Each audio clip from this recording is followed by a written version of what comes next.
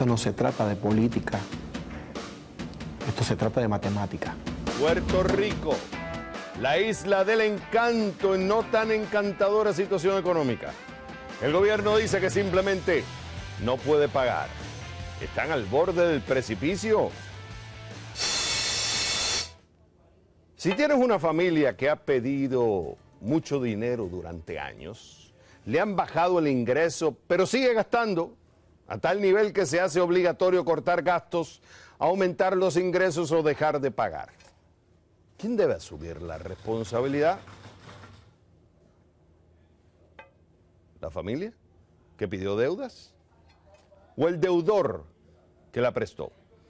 Este es el debate actualmente en Puerto Rico. ¿Quién debe hacer el sacrificio del nivel de endeudamiento que se hace insostenible?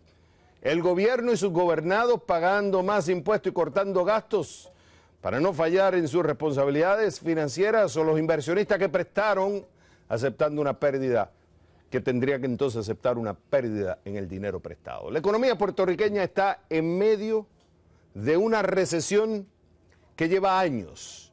Capital humano productivo sigue saliéndose del país por falta de opciones y la gente está cansada que le pongan más impuestos. A eso le suman leyes restrictivas que no hacen un ambiente amigable para hacer negocios. Tienes un gobierno que tiene el 70% de su producción nacional en deuda, por encima de que cualquier estado de la nación norteamericana. Esto en gran parte porque el gobierno recibe menos ingresos, un creciente gasto público donde tanto individuos, organizaciones, empresas, partidos lo han usado para su propio beneficio. Y se complica el panorama. Algunos analistas creen que el gobierno se quedará sin efectivo en julio para poder pagar sus obligaciones, esto según el Wall Street Journal, lo que llevaría a un cierre del gobierno, a despidos y medidas de emergencia.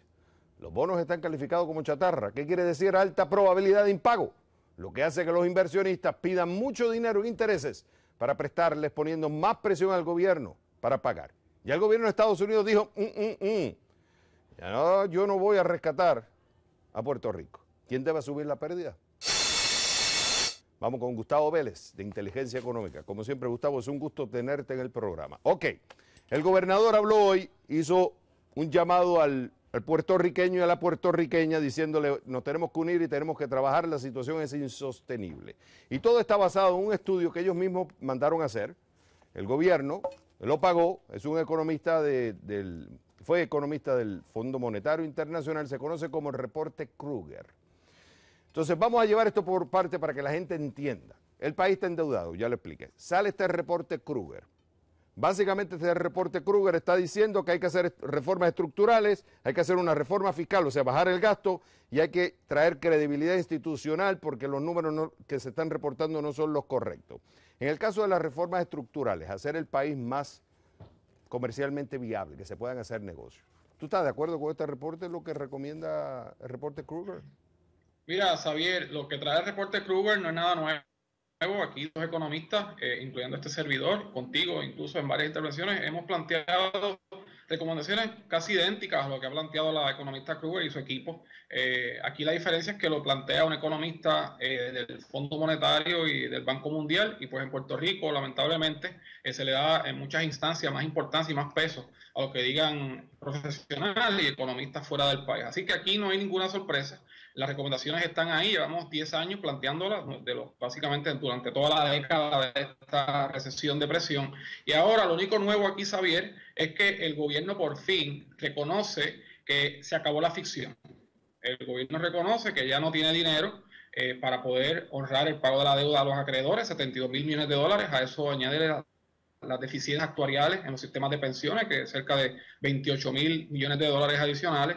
A eso incluye 11.000 millones de dólares en medidas impositivas nuevas desde el año 2006. Y ya Puerto Rico no tiene acceso al mercado de crédito, al mercado de capital. La economía, los bonos están degradados a un nivel de chatarra y la economía sigue en caída. Ahora el reto es cómo se articula un plan que permita al país poder salir de esta encrucijada, aparentemente contrario a la petición que han hecho algunos economistas acá, incluyéndome a mí, de que el gobierno federal intervenga. La Casa Blanca por el momento ha dicho que no va a intervenir. Así que las opciones son limitadas.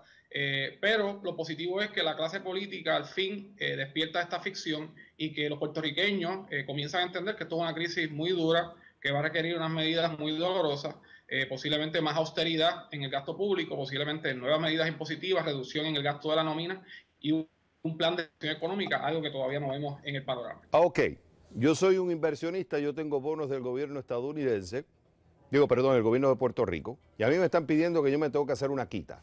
Puede ser que me tenga que hacer una quita, tengo que hacer una extensión del término de la deuda, puede ser que tenga que renegociar y hacer a un término menor, o sea, desde el punto de vista de interés. De alguna forma yo tengo que aceptar una pérdida, dice el inversionista. La pregunta es, ¿va a haber la voluntad política en Puerto Rico? Porque esto se viene debatiendo hace años. Ok, es bueno que se reconozca públicamente, pero ¿lo van a reconocer los sindicatos que van a tener que soltar las presiones que hacen en el gobierno?